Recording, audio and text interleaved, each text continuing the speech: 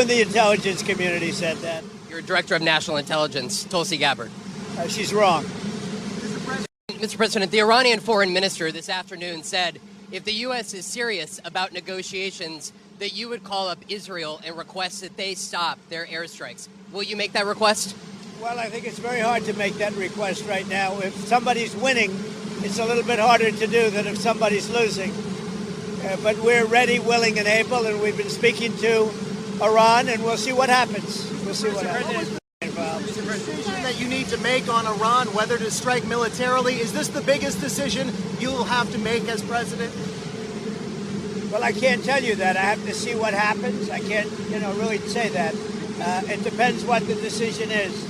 But I wouldn't really be able to tell you that now. I'll tell you in about a year from now, maybe 5 years or 10 years from now. You never know about decisions. You never really know. Did the Europeans help at all in talking with the Iranians? No, they didn't help. No.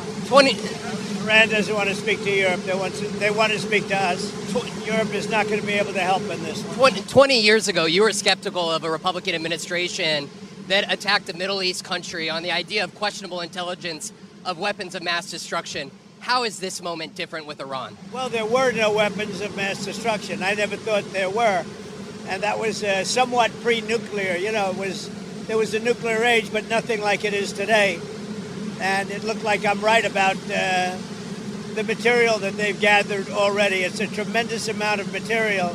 And I think within a matter of weeks, or certainly within a matter of months. Sir, would you support a ceasefire while the negotiations happen? I might, depending on the circumstances. Would you? It's very hard to stop. I will say this. It's very hard to stop when you look at it. Israel's doing well in terms of war. And I think you would say that Iran is doing less well. It's a little bit hard to get somebody to stop. They're sitting on the top of one of the largest piles of oil in the world. I just don't know why they need that for civilian work. It's one thing for certain countries to say, hey, I want to have a certain amount where I can go nuclear a little bit because we need it for electricity, we need it for air conditioners, etc. But when you're sitting on one of the largest oil piles anywhere in the world, it's a little bit hard to see why you need that. Yeah. Thank you, everybody.